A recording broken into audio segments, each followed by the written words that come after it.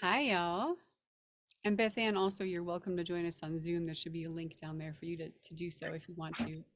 Um, I thought I would let everyone in early today because this is the first week of the bird sit that I actually have my feeders out.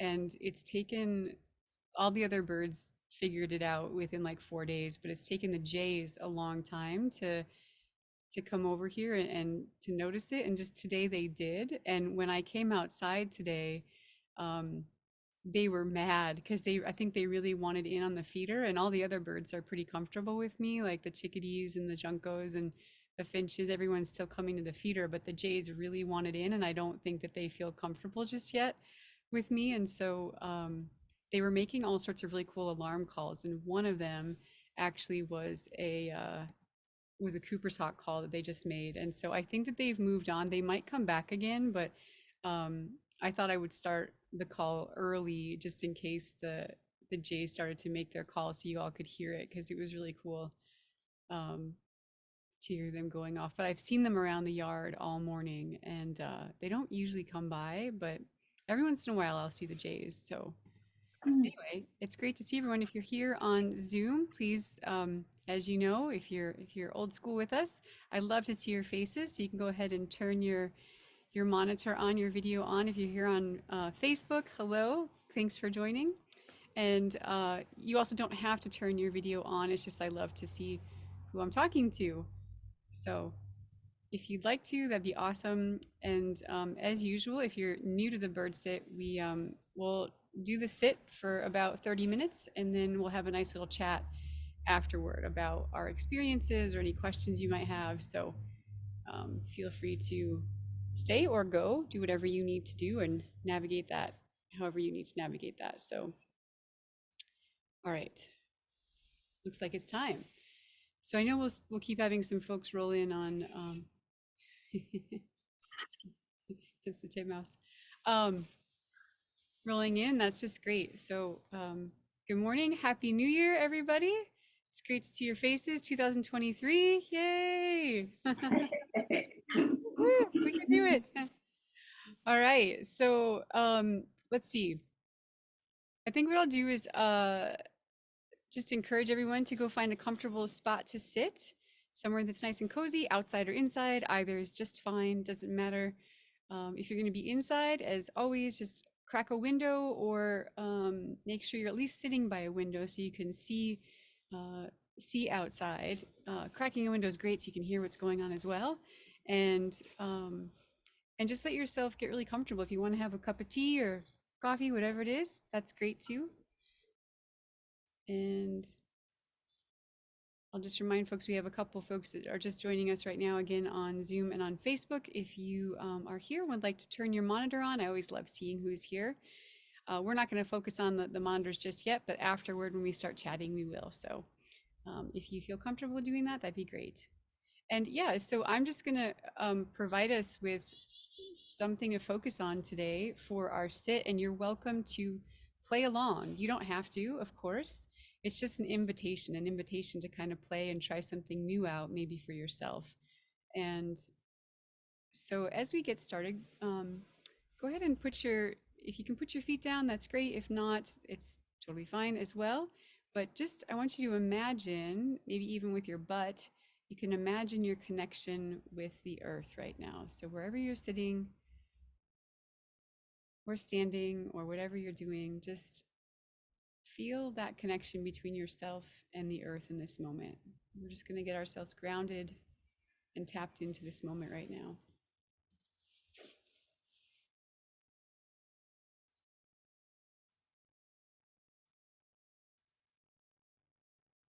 And while you're doing that, just notice what your experience within your body is like. What's happening inside your body right now, from your skin to your muscles to your veins and your skeleton. Notice the parts that are feeling cranky and crotchety maybe at the moment, and notice the parts that are feeling really lovely and just wonderful. So just do a little scan of your body while you're still feeling that connection to the earth.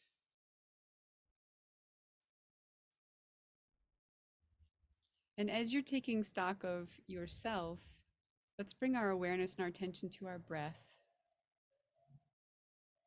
You're just noticing, is it rapid? Maybe you were hustling to get here, or maybe it's kind of calm and relaxed. Maybe you've been sitting for a little while already, or you're just calm in your natural nature. Just notice. You don't have to make it, it's not right or wrong, however it is, but just notice how your breath is in this moment. And now, with the intention of smelling the air around you, take a nice deep breath in.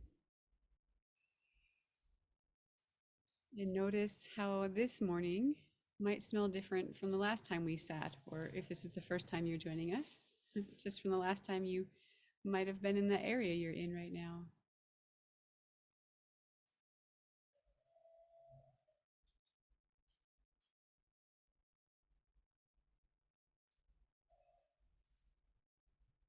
And take one more deep breath in.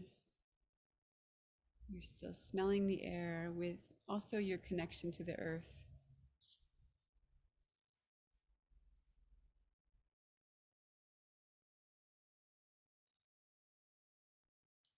And now go ahead and find a point far off in the distance. It doesn't have to be like miles and miles away, but just kind of far away, as far as your eyes can see, maybe.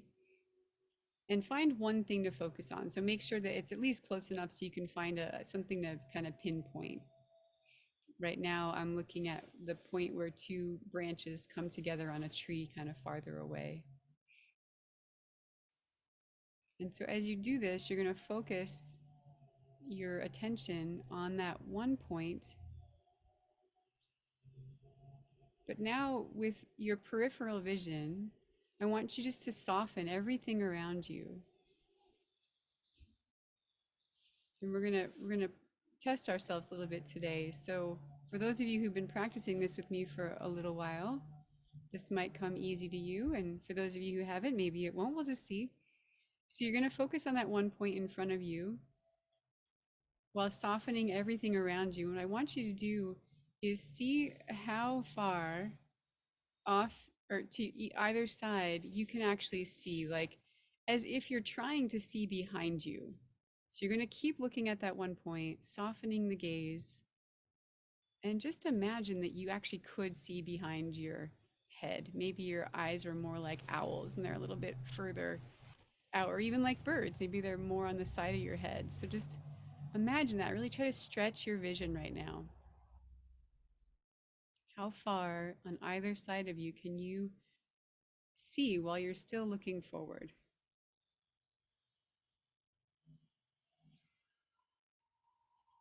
And then once you feel comfortable with this, then go ahead and try that above and below. So for some of us, the below part will be not very far because the ground is right below us, but above could be quite far away. So how far can you stretch your vision above and below?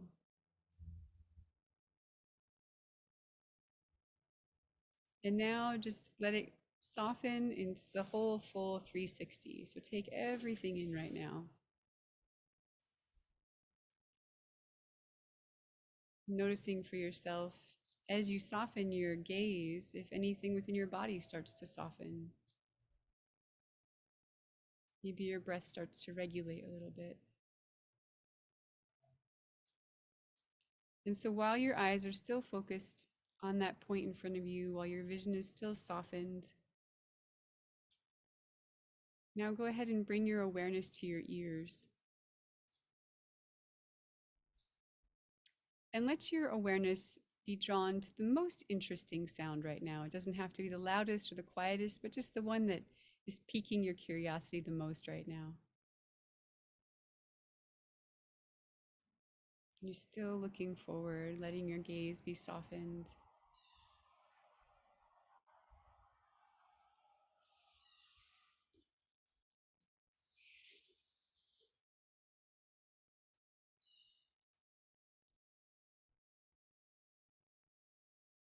And now this time, let yourself listen for the quietest sound, or at least a soft sound. Let's just say that. How about a quiet sound? It doesn't have to be the quietest, but stretch your ears and listen for something that's really quiet right now, that's almost imperceptible.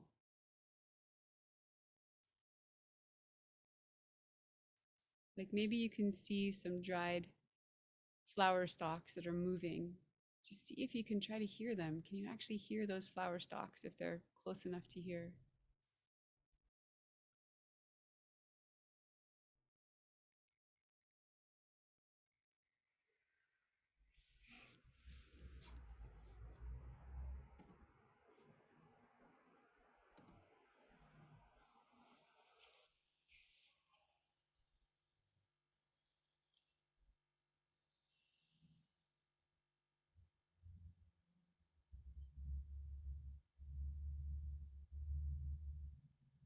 Right, fantastic.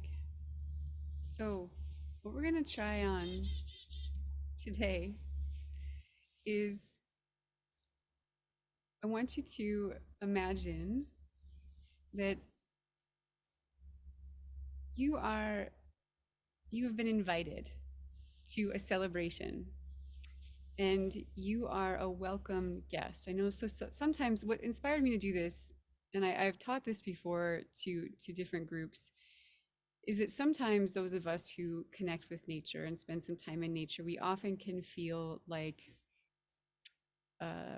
we're not welcome, like we make too much noise, or we're causing a disturbance, or we shouldn't be there, you know. And and I don't know if that's always true. I know sometimes we as humans can kind of bumble along in our way, but I think also, I don't know, it just might be a different experience. So this morning, as we're sitting, go ahead and try that on. So I want you just to play around with it, even if you don't believe it fully. Just play around with that and let's see how it goes. So what I'm going to do, normally what I do is I talk a little bit more throughout the sit and I kind of break it up, but I think I'm going to let you all sit for about 10 minutes with this experience. So I'm going to go on to mute, but then I will interject a few things here and there. So let yourself get comfortable, focus your eyes in the way that we just were, let your gaze soften, and just imagine that you're walking into a ceremony right now, or you've just entered a ceremony and you are a welcome guest. Those that are already there, the ceremony's already started and they want you there. So we'll sit now for a little while and then come back in just a little bit.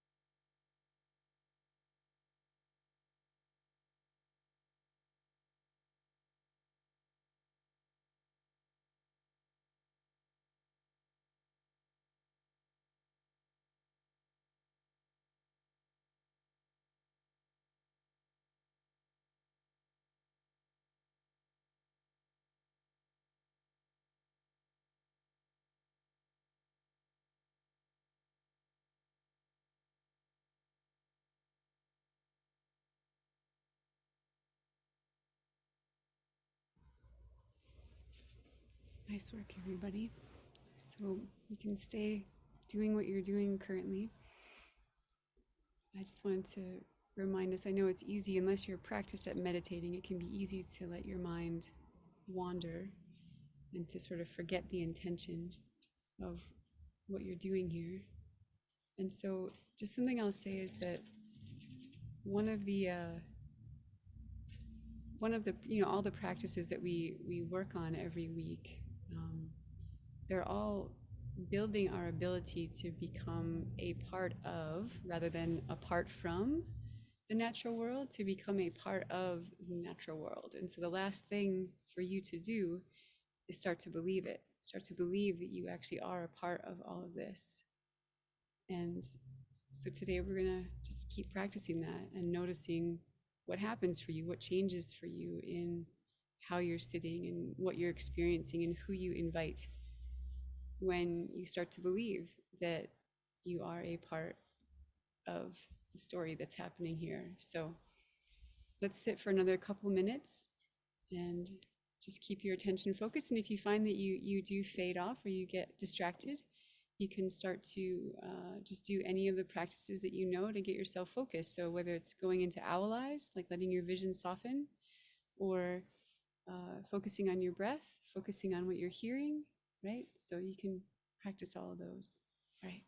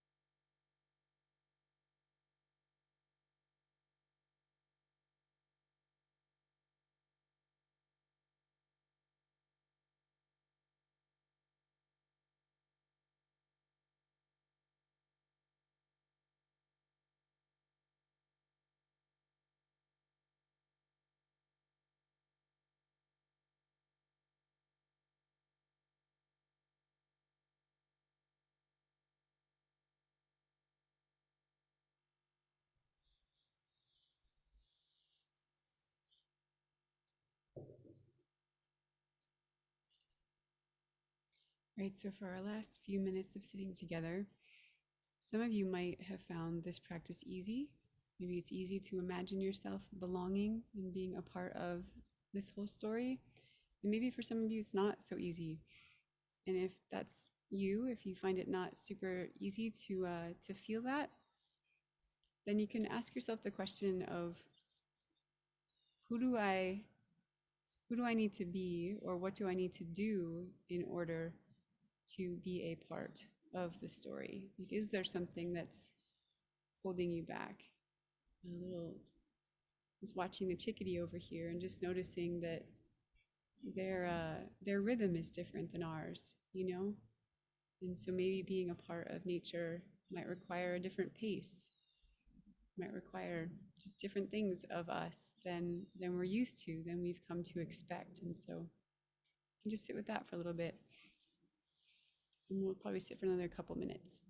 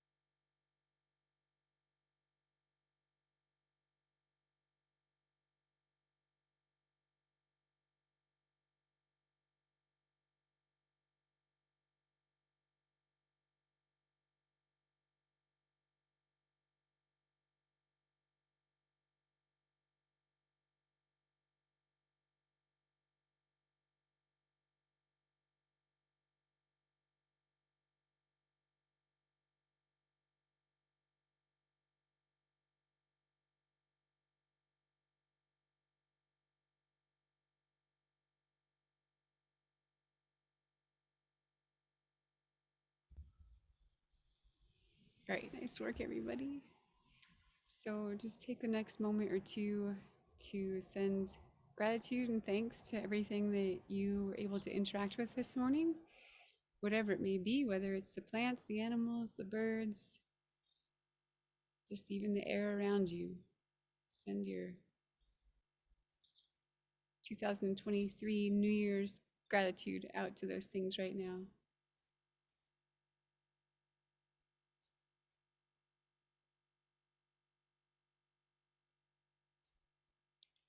So I'll tell you a little story before we get into questions and stuff like that. the school I used to work for, the Wilderness Awareness School up in Washington State, they every year they would take their adult students to this land in Canada, up in Canada, and they went there to meet with this older gentleman who lived on this land and had lived on this land, I think, most of his life, for at least 40 years, quite a long time. And his first name was Merv. That's all I remember. I don't know his last name. His first name was Merv. And I don't know actually how they met him or how they ever heard about him, but Merv had this ability to really become a part of his world, his land there. He knew the plants, the animals, everything so well, the rhythm so well, that he could be out there chainsawing a tree. Apologies for the fire whistle. Um, he could be out there chainsawing a tree. This is a story that they I think some of the students either witnessed or he told the story about this, but he was chainsawing a tree one day and the deer came and were just feeding off of the bark from the felled tree. They were like right next to him while he was chainsawing. So he was someone that didn't have to stop what he was doing. So being a part of the natural world for him didn't mean, you know, sitting in meditation necessarily. He could go on and literally chainsaw, have this loud machine running, and the deer would come right up to him. And so they started calling it Nirvana, the state of Nirvana. And that's what the students would aspire toward, was to get into such a state within himself that he was no longer a disturbance. He was no longer separate from. He became a part of the world around him. So just thought I'd start us off with that. So I'd love to hear from folks if you want to share. Again, I'll just encourage people, if you're here on Zoom, and you can turn your monitor on so we can see who we're talking to. It'd be wonderful. If you don't feel comfortable with that, that's totally fine. If you're on Facebook, hello. I think I can see questions from people on Facebook. So if you have any questions or things you want to say, just please pop them in there. And if anyone would like to share, we'll start first with experiences from this morning. And then if anyone would like to share about their, a story or a question from their week, we can go into those after. But let's start first with this morning. So what was that like for you this morning? Did anyone have any sort of awareness or epiphanies, or just, just became present to something that you may not have before? And if you'd like to share, just go ahead and wave your hand and I'll call on you. Or you can do your virtual hand as well, the little thing at the bottom of the screen there.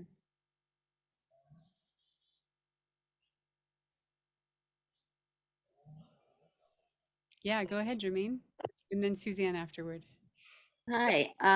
Well, I liked what you were asking us to think about, walking into a get together or a party where you knew you were welcome. And it was funny because I went to a party yesterday, and of course, all morning I was thinking, do I really want to go? And I don't really know these people that well. And, you have those feelings. And then, of course, I went, and right from meeting someone outside the house, right to the whole party through, it just felt like I knew everybody. And if I didn't, I spoke to them and learned about their lives. And a lot of the young people, a couple were rare booksellers, and told them about my life a little bit, and played music. It was a party at one of my band members' homes. And it's a really nice band. And believe me, we're at the level of free gigs for nursing homes. We're not like the symphony orchestra, So we played music, and that's pretty much what I did first. And then I went out and grabbed things to eat. I brought some stuff with me, and it was just, so everybody was so welcoming, even though I really don't know a lot of the people that well. I know a few of them from playing gigs, but not like their personal lives that much. And so it really was, I did feel that welcoming feeling. And then toward the end of that period of time that you gave us, I looked back out at the feeder, and there's so much activity today. Maybe because it's a little warmer today than it has been here in Maine. And they're all coming. I mean, I saw goldfinches and bluebirds and things that I don't usually see, and everybody coming back and forth, and made me feel part of them too, because I'm the one that hung out a new bag of Niger seed and the new little flat spot of sunflower seeds where the bluebirds could get to easily. And Um, and everybody, those chickadees and the titmice are very regular, and just everybody having a wonderful time eating, coming back and forth. They're still doing it. I mean, sometimes I've sat here with you and I haven't seen a bird at the feeder the whole time. And today is just a madhouse. And so I felt both things, the belonging to nature and belonging to the human world, I guess you'd call it too, which, I do live alone and I've got some health issues. So, a lot of my time is on my own, and I don't mind that so much, but I can get lonely. And these are ways of taking that feeling away and becoming part of what I'm already doing, but feeling like I'm part of it instead of feeling maybe separate or lonely or something like that. So thank you very much. That worked for me very well. And I'll be quiet now. Yeah, right on, Jermaine. Thanks for sharing all that. That's beautiful. Thank you. All right, Suzanne, I saw your hand next. Hi, I think I'm off mute. Thank you. This is the perfect meditation for today. It has been snowing every day for a week here. The weather's been really, really tough for all living things up here in the mountains. And I told you before, I put out food every day. So for the birds, I don't want to impose any human sort of emotion on them. So I would not expect the gratitude from them. But I would say that the birds know that when I appear, seeds appear.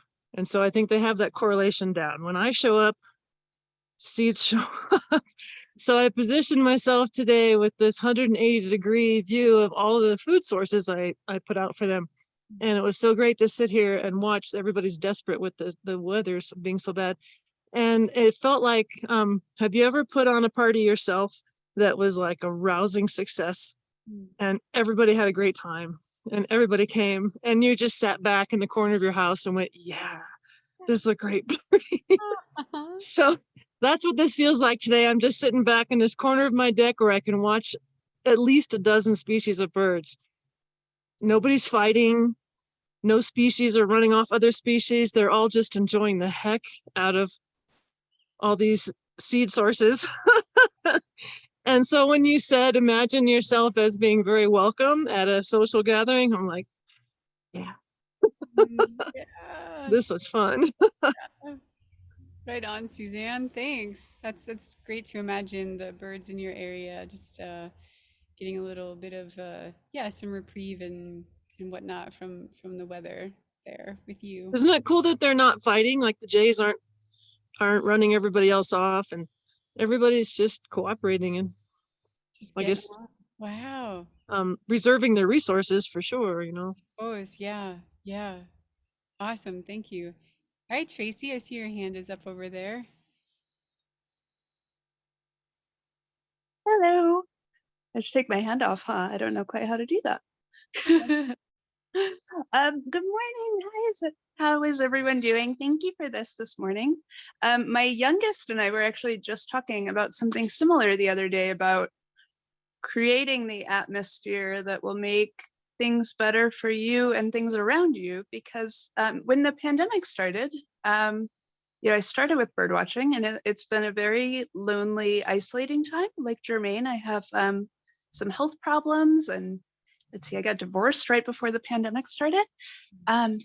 And so the birds have brought so much into my life. And I have been able, just such a joy and a kindness that it brings me joy to give that back to them and to make this as much of a safe space and welcoming space as possible.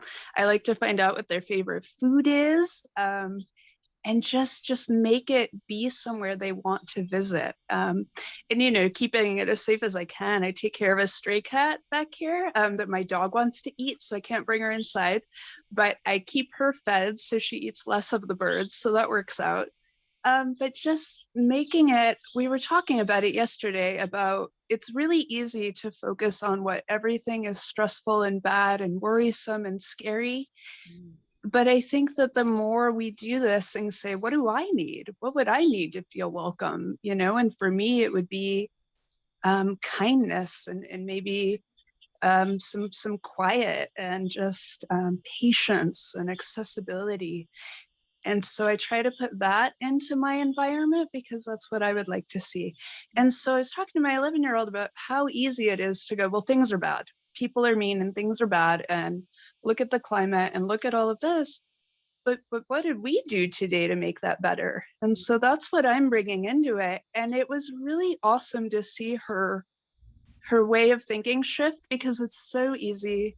And I don't mean to point fingers, but like their dad is really negative person. So it's really easy for the kids to be like, man, everything sucks. Everything is bad. People are mean, animal. And I can come out here and be like, but look at what we've created for this just in our backyard. And look what we create each day by feeding this cat, by coming out here and laughing with the birds, doing their shenanigans this morning. And so once again, it was just so applicable to like, what would I need? And what am I creating that for other creatures, animals, people? Because if not, like, kind of what right do I have to not demand it, request it, accept it, right? So if I do that, maybe it'll come back. And even if it doesn't, at least I've created a better life and atmosphere for creatures that have welcomed me into their lives, right? So it doesn't have to come back to me. It already is. Thank you. Sorry, I babbled. Yeah, beautiful. What a beautiful lesson, Tracy, especially with your daughter. That's really inspiring to hear that, yeah, that connection with her. Thank you. Awesome. Anyone else want to share anything about their experience this morning?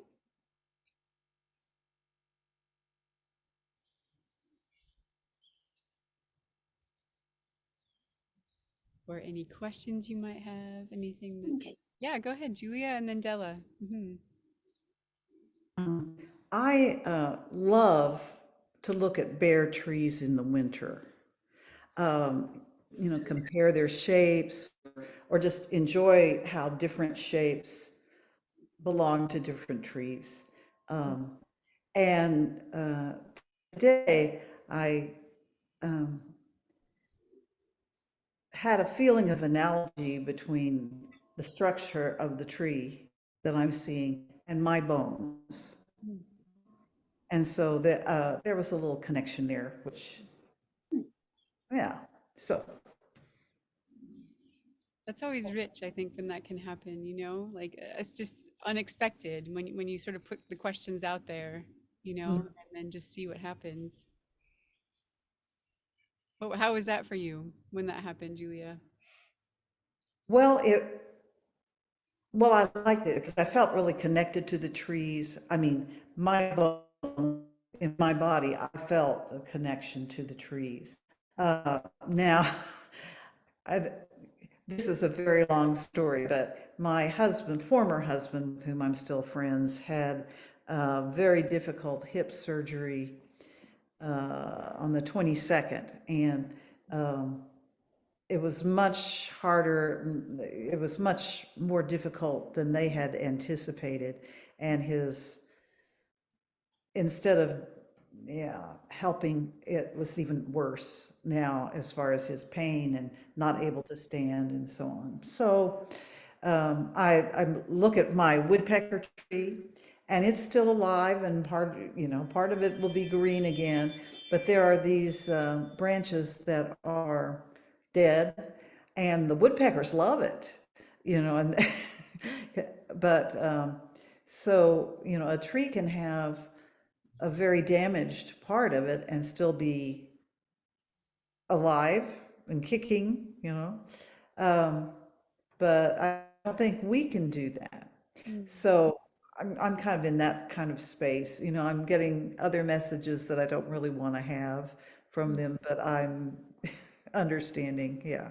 So that's kind of what's happening for me. But thank you for asking. Yeah, you're welcome. Sounds really contemplative and pretty rich with your ex-husband's journey right now too. Yeah. Thanks, Julia.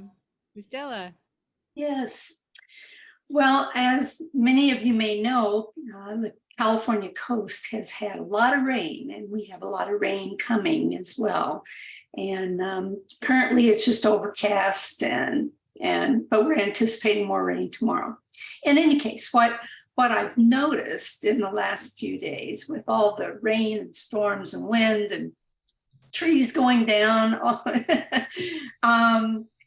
is that when it stops and there's a moment of calm, the birds have a party. And they are all out and they're just cheerful, tweet, tweet, tweet, tweet, tweet. And it's just such a lovely time. And it seems like that I have I have a special relationship with a pair of Townsend warblers because they show up every day, usually not both at the same time, but I know they're a pair because it's a male and female. And this morning, as we were doing our sit, they came to the bougainvillea just on the fence outside my window here, and they're just happy as they can be. And anyway, I just feel a personal relationship with these little birds. They just show up every day.